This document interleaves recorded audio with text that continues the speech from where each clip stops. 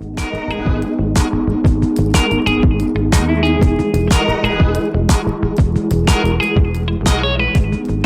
right, I'm not gonna lie, we built this, I guess we didn't build the building, we put all the fun stuff in this giant building. I've been doing this entire project just so that I could do this. I guess, to tell on myself a little bit, I think I'm really engaged by new stuff, you know, and so like when I was doing the pressure washing stuff at first, that was my whole existence.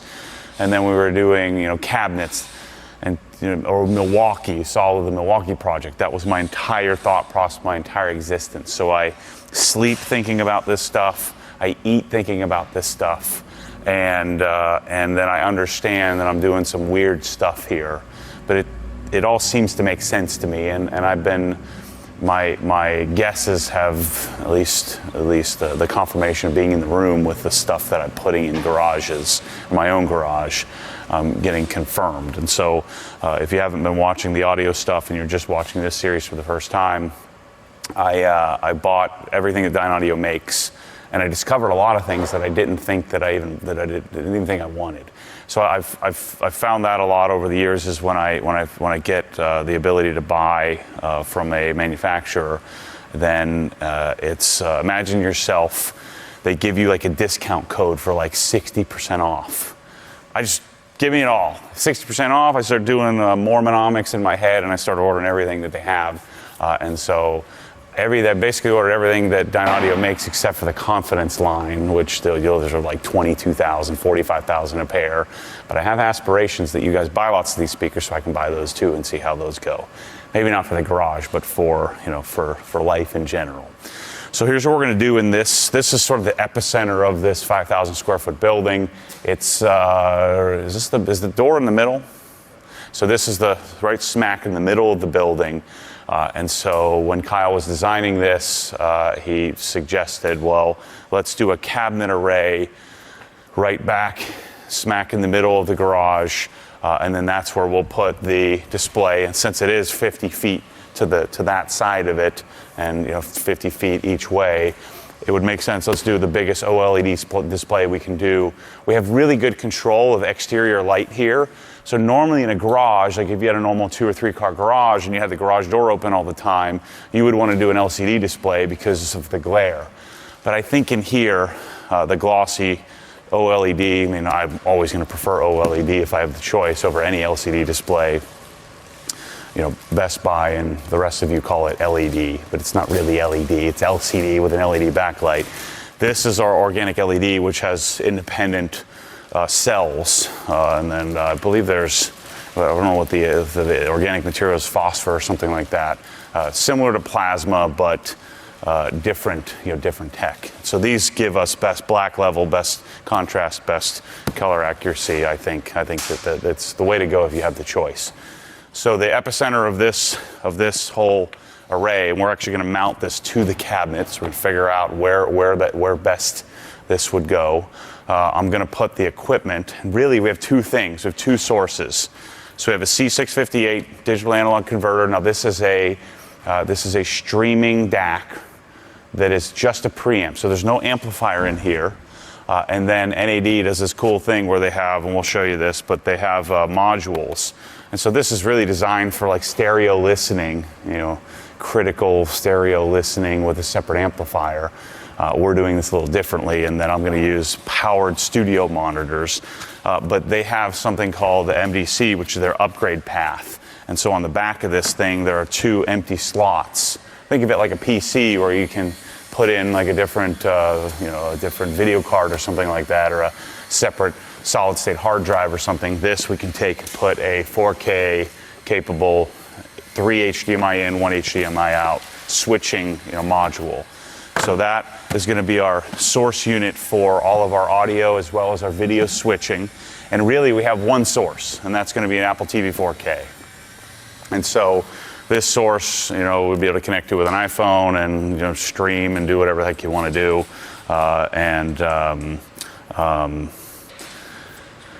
We're going to use this mainly just for Netflix and and YouTube TV and stuff like that. So those are our two sources. Really simple, really basic. And then the fun part of this is we're going to do two, I know you think I'm nuts, but we're going to do two Dynaudio Core 59s. These are Dynaudio's highest end studio monitor speaker. I understand this is a garage. We got concrete floors. You can hear an echo. We got giant ceilings. We got a lot of harsh, things in here, metal cabinets. I don't care. I want awesome speakers in my garage, and I know that other people do too. And so we're actually going to use the tuning capability in this streaming DAC. This has Dirac Live, which is currently, I think, the best room calibration software available outside of you bringing your own RTA and really, doing the calculations yourself. The combination of a normal preamp, we're going to run XLR cables from the preamp to the speakers individually, and then the speakers have their own, amplifier built in. And so the concept here, my thesis was that studio monitors are designed for near-field listening, listening really close, sitting closely to your speakers and listening critically. Also, near-field monitors are designed to not alter the sound. It's designed to, however it's recorded, that's what you're supposed to hear. And I love that. I love flat, simple, smooth frequency response type drivers, type speakers. Combined with, this is a harsh environment for audio, not a good environment for audio. These have silk dome tweeters, and not only silk dome tweeters, but my favorite silk dome tweeters of all time, which are Dynaudio silk dome tweeters. And so you take this concept of a powered speaker, it eliminates the need for separate amplifiers and receivers and all of that, in a near-field monitor with a silk dome tweeter, and I think you have a perfect combination for this horrible, harsh environment. Because I've said this 100 times, I'm going to say it again, I listen to audio in the garage. The only place I listen to it more would be in the car. I don't ever sit down in my living room and turn on some music and listen to it critically. And so I want great equipment, and I know that there's some overkill here, but that's part of the life. This entire facility is overkill. And then this is the real shocker. I had no interest in Dynaudio subs. I thought I'd do SVS or try to talk JTR into letting me buy wholesale or something like that and do some crazy subwoofer manufacturer. I actually like the Dynaudio subwoofers more than I like the Dynaudio speakers, which I didn't know that was possible. This is the core sub. It comes in a only freightable wooden crate. That's a good sign. So we're going to unbox this, and then I have all the different cables to show you what we need. So yeah, I'm going to set this up. I've got to get these wire pipes tacked down, and so we'll capture footage step by step of setting this up.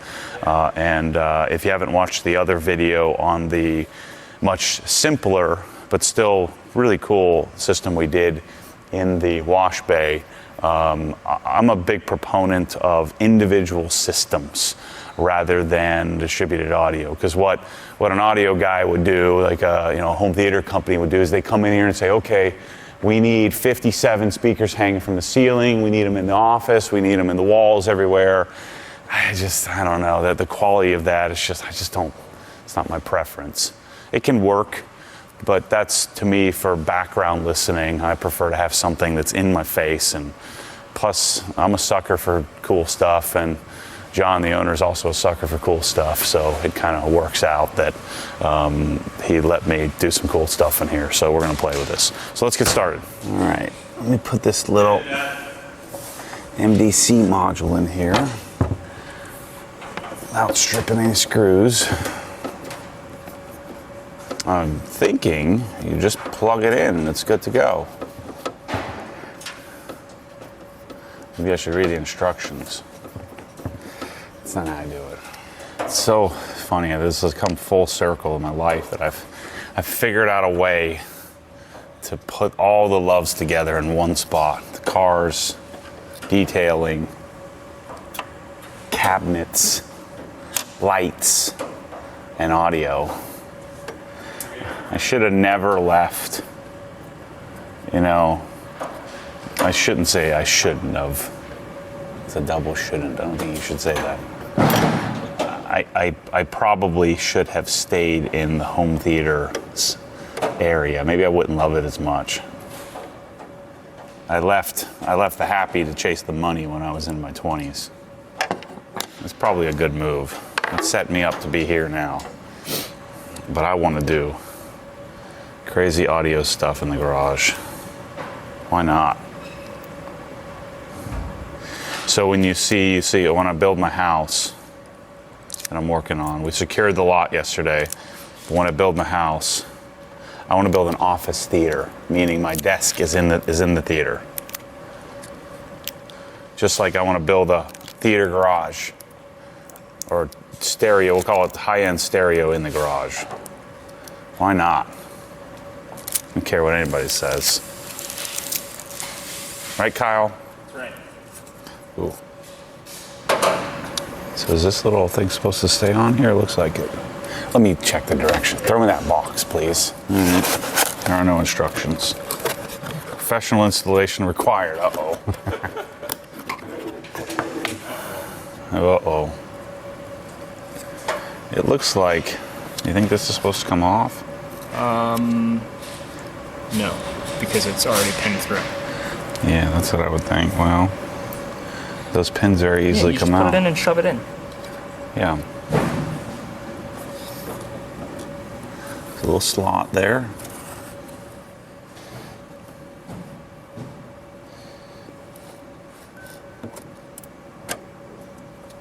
Boom. So I know the original plan was to do all Blue Sound nodes, but with these high-end speakers, for an extra few $100, so a node is what, $550 now, another $1,100, a lot of $100. You can get this dedicated preamp that solves my HDMI issue if I did want to run a display, but I don't have to go to like full home theater receiver, which I don't really need. Because the amplifier is built into the studio monitors.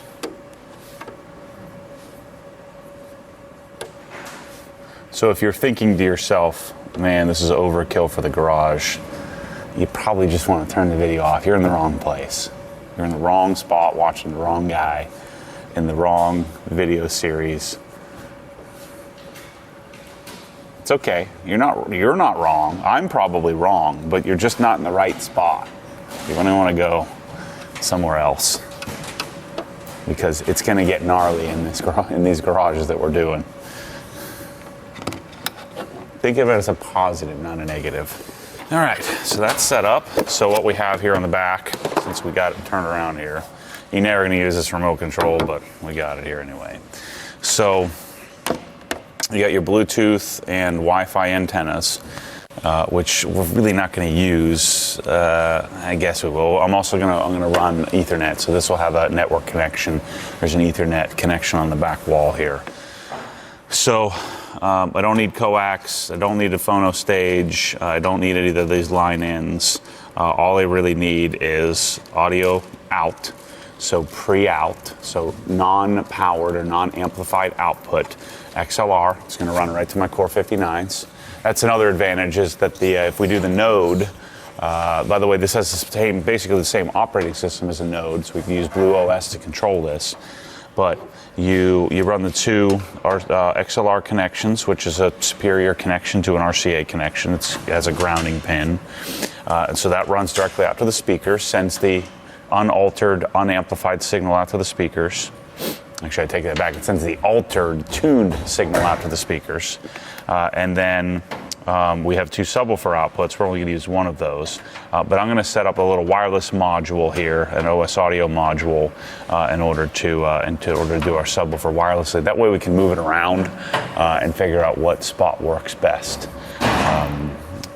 The only problem is I didn't think ahead to have them put an outlet in the right spot. We'll probably end up having the subwoofer in between the cabinets here anyway, so we also have to make sure that these back pieces are pretty tight so this whole thing doesn't vibrate. So let me get that subwoofer module. I want to try to attach it to the back here somehow. This is our dongle, our USB dongle, in order to plug in our microphone for our direct tuning. and then obviously power cord. So we're gonna come subwoofer out, subwoofer number 1 out to here. Now, all the NADs have 2 subwoofer outputs, but I don't think they're discrete. Like it's the same. I don't think you can time align and stuff with this, but I'm not sure. I need to clarify that. I was on a call on one of the NAD things, and they said that the subwoofer outputs are it's just basically a Y adapter inside of there. So I don't think we have discrete tunability of the subwoofers if you had more than one. All right, so this is, there's lots of companies that make these. Actually, there's probably only 8 or 9 of them that make them in the world. I found this company, OSD Audio, and the thing I liked about this one was most of them have some kind of weird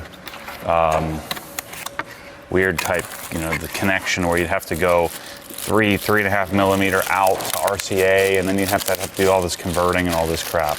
Well, this one is a kind of a cheap plastic box. This is like 115 bucks for the receiver transmitter. So this is the receiver, and the thing I like about it has a single sub out, and so this will plug. We'll actually take and attach this to the back of the subwoofer.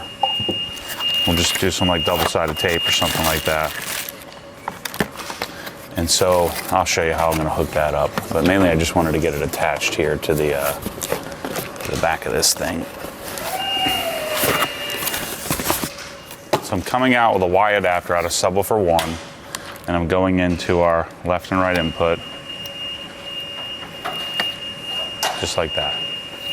So my goal is to be able to, this isn't a goal, this is happening, where we're providing you, like if you want to do this system, this is going to be a system. And so it's going to be all set up. And you just have to hook up the cables. We're going to order it. It'll be, priced. This is like $6 grand, 10 grand, 11 or 10 grand, 11,600, 11,500. So somewhere around, 1,200, let's say 1,500. No. Somewhere around 13 grand to do this setup. I understand this is the ultimate system, for the garage, I think. But we're going to offer predestined solutions, prepackaged full OG solutions from a few $100 all the way up to this. The other thing I like about these is they don't have some big brick, you just have the little plug. And then there's if you wanted to, we could screw this in the back of the woofer. We'll see. We'll test it out. We'll see how well this works inside of the cabinet, because I'm going to install this in the cabinet. So this is the same panel. LG makes the panels for all OLED brands. And so this is the same base panel as an LG, like a C11 or C10 or whatever we're at now. But it has Sony video processing. So these, many would argue, these are a better display than the LG stuff. I like the LG because I don't need any of the fluff, but maybe I'll change my mind. I'm doing Sony's. I mean, this is a lot more money. I think this one's like 5 grand or 6 grand or something like that, where the LG is 3,500 bucks, something like that. I'm gonna need your help here, Mike, fabrication wise. Yeah, let's just mount it on the roof. It would look best in the room. Never let your interior designer, first of all, stop all this fireplace nonsense. You don't need a fireplace in your house. Stop it. Stop it. If you're gonna put a fireplace, put it in your bedroom or something. All I think of as a fireplace is sweating. It's just hot. I'm gonna mount it at eye level. Okay, there's our HDMI connections. On the left side, this is gonna look sleek. So all I'm gonna run is a single HDMI cable from the display to there. Because the problem is that Apple TV doesn't have HDMI, doesn't have optical out anymore. It only has HDMI. And so that's why I need HDMI switching. And Apple TV is the best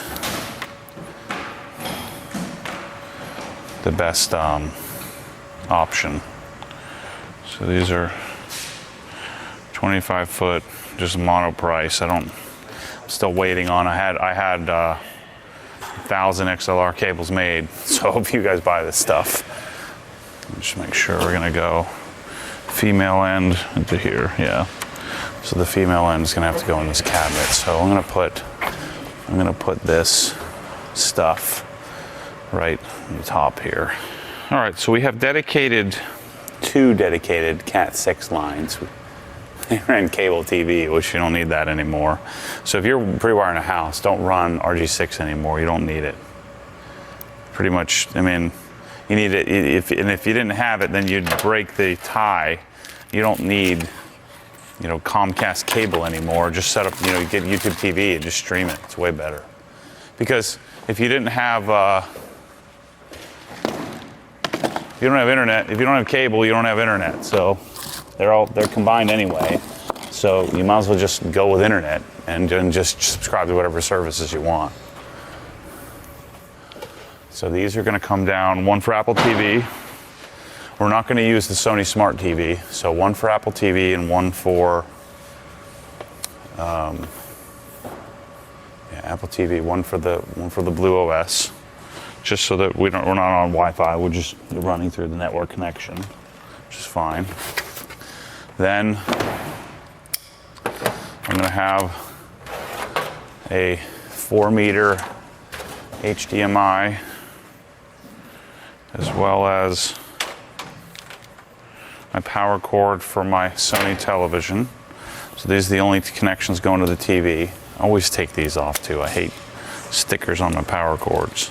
So because the TV is going to be above, it's going to be slightly higher than this, I ought to be able to, instead of drilling a hole in this, I ought to be able to just run my HDMI cables over and above. All right, so here's where we're at. I was gridding this out, setting it up to where I'd get the TV mounted properly, and I was going to drill some holes. But I just realized 2 holes right here, threaded inserts are already there. So why don't I just use that? So we're going to take the bracket here, blow the holes through it, just like that.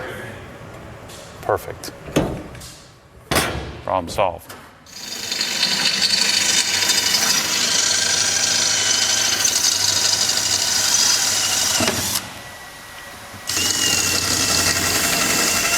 Let me do the old ram jam. No. Thank you, ma'am. Let's go. Yeah, they're not. I think it must be a filter somewhere.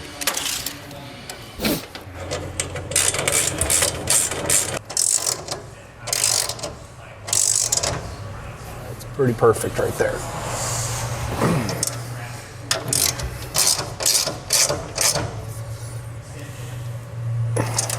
Am I finished? I go back to piping? Yep. Okay. Well, we do have to lift this TV up. All right, I'll wait for you then. Can't get my hand. All right, making some progress here.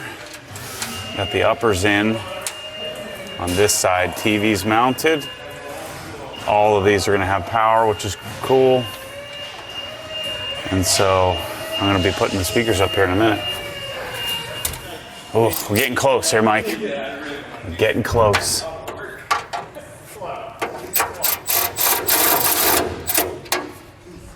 That's in. Nice. Gonna get smacked in the face by the cables. That good. Let's get our TV centered up here. That looks pretty good. The old finger and a half method. Yep, that's about a finger and a half. Yep, about a finger and a half. Oh, pinky and an index and a ring finger. Nice. Okay, did all of that just so I can put the speakers up. All right, Mike, this is what I've been waiting for this whole time.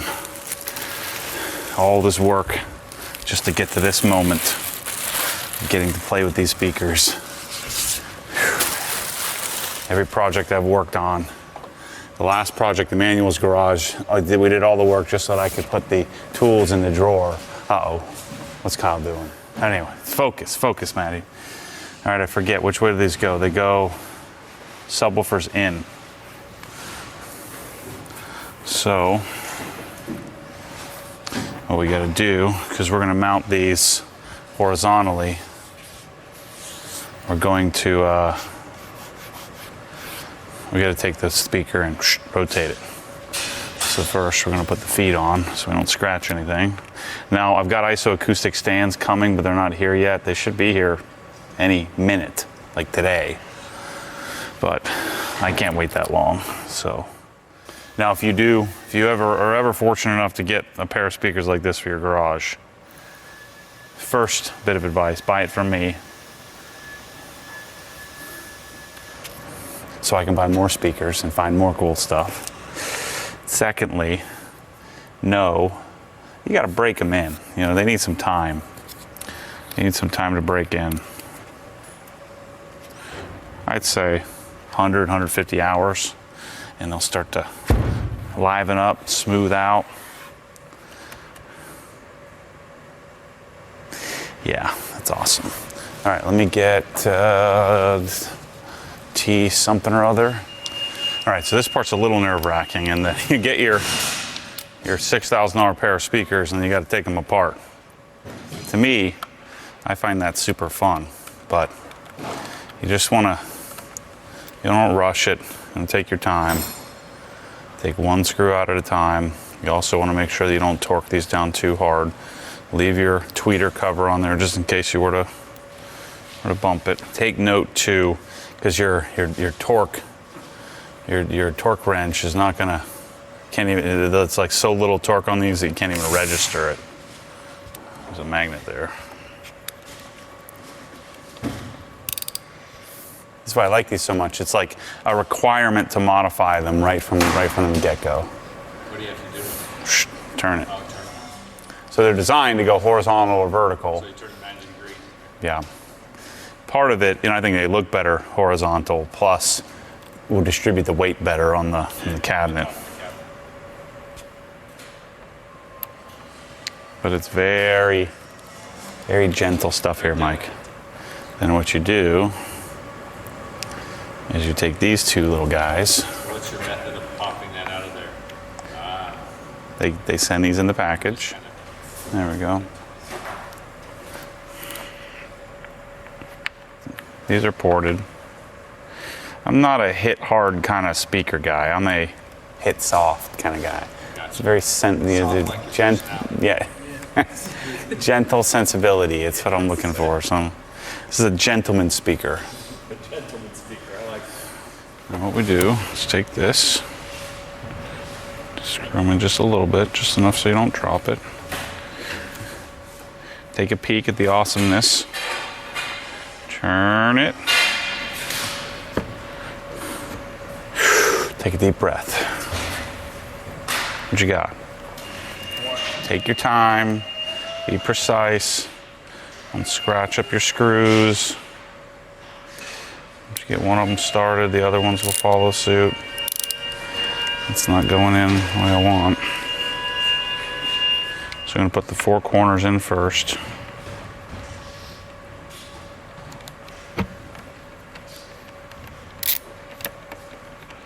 Tighten in a star pattern like I do with my wheels. All right, let's put the second speaker in place. Still got to get the subwoofer out and all that, but I was playing one speaker for a minute there. I'm tired of trying to play music for you. It doesn't work. So you want to listen to these on your iPhone speaker? I say let's just skip that. So I'm gonna listen to them. If you want to listen to them, buy them. That's what you're gonna have to do. If you don't like them, you're an idiot. So, sorry.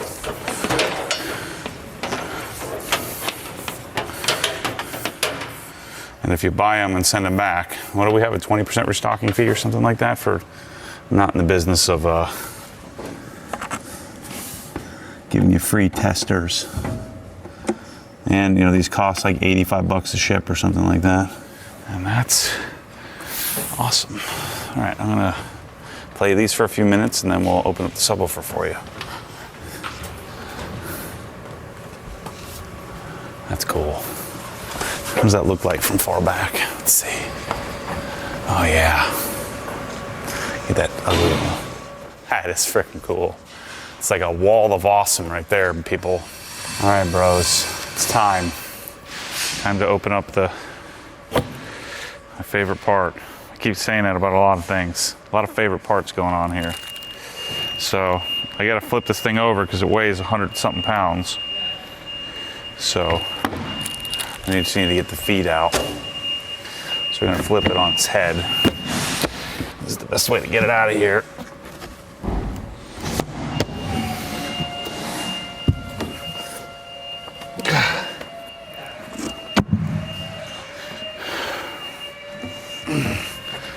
There it is. This little bro is no joke. 4 9-inch woofers. I don't know how many watts it is, but it's a lot. And it's freaking sweet. My next goal is to talk him into doing 2 of these. I got him into 1. I didn't want to push my luck.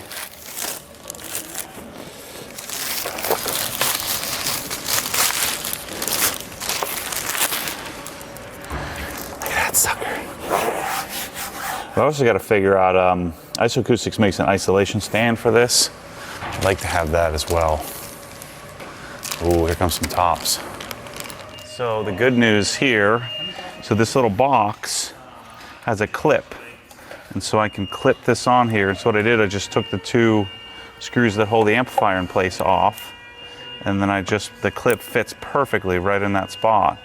So I don't have to drill my $4,000 subwoofer, or John's $4,000 subwoofer. I can just screw it in place. Just be careful not to go too tight. And we're golden.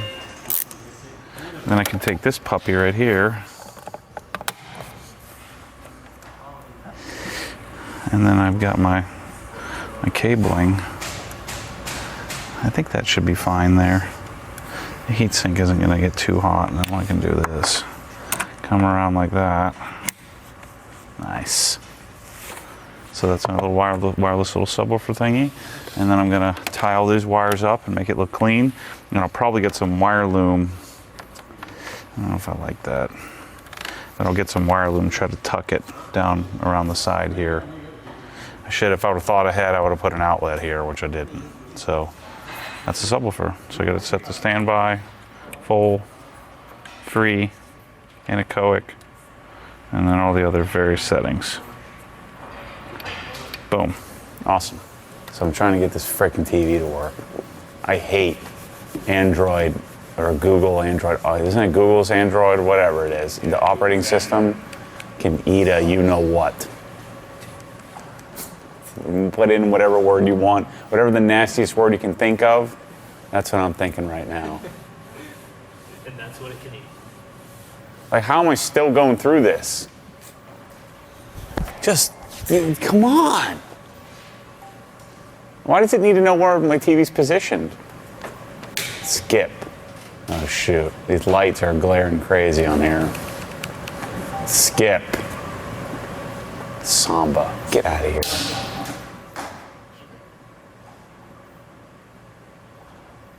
I thought I just set all that same stuff up on the app.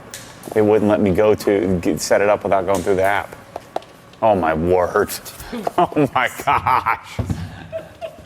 Somebody just freaking kill me. 2%. I don't want any of this. I just want to hook up Apple TV. HDMI I want is Apple TV. Oh, now I'm gonna have to do all the Apple TV setup. He's gonna have to do all this. God dang